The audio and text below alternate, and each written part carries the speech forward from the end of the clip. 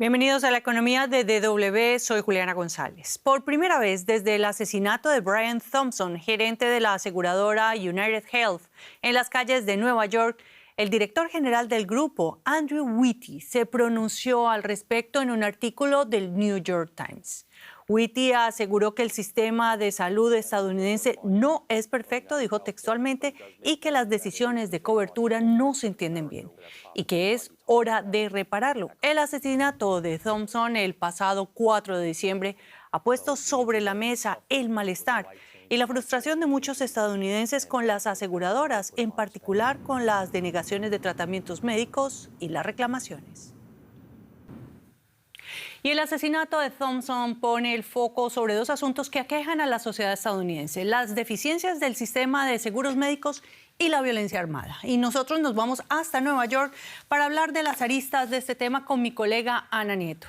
Ana, te saludo con mucho gusto. El presidente de United Health Group dijo que nadie diseñaría un sistema como el que tenemos, fueron sus palabras textuales. A la luz de los hechos más recientes, Ana, ¿en qué puede cambiar el sistema de salud de este país? Déjame que te diga primero que la nota de opinión del CEO de United Health Group en New York Times no ha conmovido a los lectores del New York Times. La sección de comentarios tiene más de 2.400 y buena parte de ellos se apoyan a la hora de criticar unos a otros, diciendo que son empresas como estas, con ánimo de lucro, que se preocupan más por los accionistas que por los aseguradores, por los asegurados, las que tienen el problema, las que son el problema del sistema. United Healthcare se ha revalorizado casi un 1.600% desde el año 2010, fecha en la que se aprobó el Obamacare. Pero sí que puede haber cambios porque hay un resentimiento muy grande dentro de la sociedad y de hecho ya hay una propuesta de ley que está apoyada por los dos partidos en el Congreso para cambiar cómo las aseguradoras y los gestores de farmacia tienen cadenas farmacéuticas. Los gestores farmacéuticos son intermediarios y se les va a pedir que en 3 años las vendan. Es un paso muy administrativo y puede haber más cambios, pero no van a ser sustanciales así de poco en poco. Para que haya algo que tenga más calado tendría que haber algo que venga de la Casa Blanca. Donald Trump quiso en el año 2017 cambiar el Obamacare y este año solamente ha dicho que tiene conceptos de plan, pero no sabemos los detalles. Ana, y mientras esto sucede en redes sociales, se mantienen las simpatías con el asesino, con Luigi Mangione. ¿Qué efecto está teniendo esto? Está siendo bastante sorprendente, no solo porque es un ejemplo más de cómo se está normalizando la violencia, no es el único, sino porque también se está dando salida a este resentimiento del que hablaba antes y de tal manera que se está hablando y mucho del sistema de salud y cómo está fallando. Los diarios en Estados Unidos están hablando de las frustraciones de los médicos, de las penalidades de los enfermos. ProPublica, que es un grupo mediático que se dedica a la investigación, ya ha explicado que, por ejemplo, United Healthcare está retirando y rebajando el tratamiento de los niños con autismo.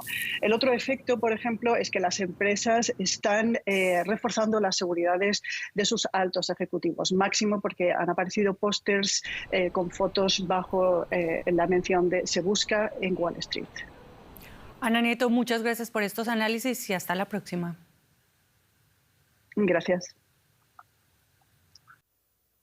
Y nosotros cambiamos de eje noticioso y es que el fin del régimen de la familia al-Assad, que gobernó Siria durante más de medio siglo, genera muchas cuestiones sobre el devenir del país. Entre ellas, ¿quién se ocupará de la recuperación económica de un país que en la última década ha perdido el 85% de su Producto Interno Bruto?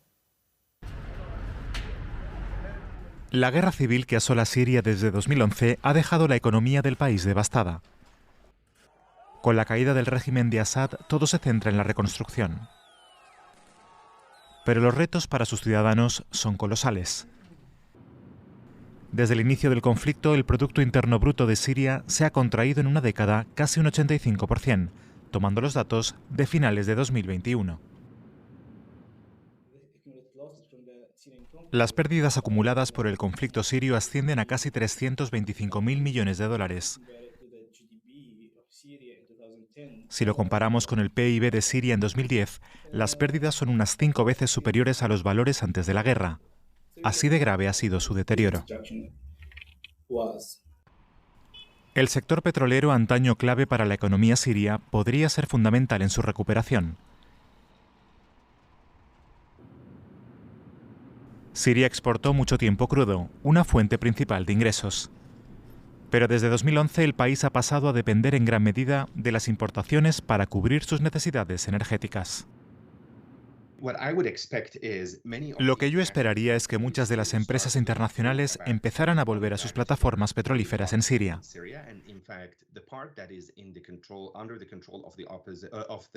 De hecho, si se recuperara por completo la parte del país bajo el control del gobierno actual, debería ser capaz de producir casi la mitad de lo que se produjo en 2011. Pero los expertos afirman que el petróleo por sí solo no bastará. La ayuda internacional será vital porque Siria necesita urgentemente liquidez. También sería necesario el impulso de la comunidad internacional para volver a poner en marcha la economía del país. Hace falta una inyección inicial de dinero que lubrique esta máquina que lleva más de una década sin funcionar al máximo de su rendimiento. La reconstrucción de Siria requerirá de la coordinación entre la comunidad internacional y las partes interesadas locales, así como importantes inversiones. Pero por ahora, el camino a seguir está todavía por decidir. Y en Alemania las empresas vendieron muchos menos productos en el extranjero en el mes de octubre, según cifras publicadas este viernes por la Oficina Alemana de Estadísticas. Las exportaciones a Estados Unidos, el mayor mercado para Alemania, cayeron un 14%, mientras que China bajaron un 3,8%. Estas caídas no solo se explican por las tensiones geopolíticas, sino también por las dificultades de Alemania para adaptar su capacidad exportadora, por problemas de las pymes al acceso a nuevos mercados y por la falta de capacidad innovadora. Y a unas pocas semanas de cerrar el año aumentan las previsiones que apuntan a una contracción económica de Alemania. Nosotros nos vamos hasta la bolsa de Frankfurt con mi colega José David Navarro, a quien saludo con mucho gusto. José, el Banco Central de Alemania, el Bundesbank, ahora dice que esa contracción será del 0,2%. ¿Qué elementos destaca el banco en su análisis de la salud de la economía alemana y qué podemos esperar para el próximo año? Hola Juliana, ¿qué tal? Pues la conclusión que muchos analistas sacan es que, después de presentar estas nuevas previsiones, es que el debilitamiento económico de Alemania va a ser más largo de lo que algunos se pensaban. Como tú adelantabas, la previsión para este mismo año, que es una contracción del 0,2%, sería, Juliana, la segunda vez consecutiva, después del 2023, claro, en la que Alemania registra una contracción económica.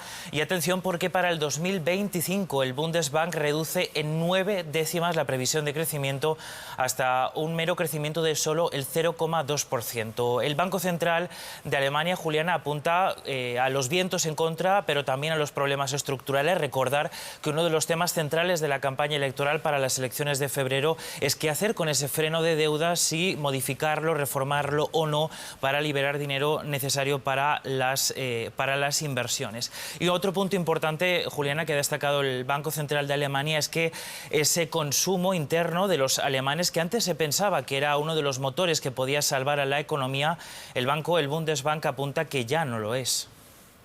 Claro, en un ambiente recesivo los alemanes tienden a ahorrar. José, pero en los últimos tiempos cada vez más empresas alemanas anuncian recortes de personal. Y en este ambiente recesivo y de debilidad de las exportaciones del que hablábamos antes, ¿se esperan graves consecuencias para la generación de empleo aquí en Alemania? Sí, hemos visto, Juliana, en los últimos meses, ¿no?, sobre todo con Volkswagen, el anuncio de despidos que de momento no se han materializado. Eso sí, lo que sobre todo se observa es un aumento, por ejemplo, de los programas de reducción de las horas de trabajo, sobre todo en la industria, y el propio Bundesbank apuntaba hoy que ese alargado debilitamiento de la economía alemana ya se está notando efectivamente en el mercado laboral. Veremos a ver qué pasa el próximo año, Juliana, porque según una reciente encuesta del Instituto Alemán de Economía, 4 de cada 10 empresas aquí en Alemania planean algún tipo de recorte de personal el próximo año. José David Navarro, desde la Bolsa de Frankfurt, muchas gracias y hasta la próxima. Y nos despedimos con una nota curiosa. Es que Australia es uno de los mayores exportadores de carne de vacuno del mundo, pero encontrar trabajadores que cuiden de los cerca de 30 millones de cabezas de ganado sigue siendo un gran reto. Es por esto que ingenieros robóticos han encontrado una solución. Se trata del SwankBot, un vaquero autómata. SwankBot se lanzó por primera vez en 2016, pero recientemente se ha actualizado con tecnología de inteligencia artificial. No se trata de un vaquero al uso. Se llama SwankBot y cuida ganado mediante inteligencia artificial. Es la primera vaca inteligente del mundo desarrollada por la Universidad de Sydney que busca paliar la escasez de mano de obra en la ganadería y ayudar así a guiar a los rebaños por vastos terrenos.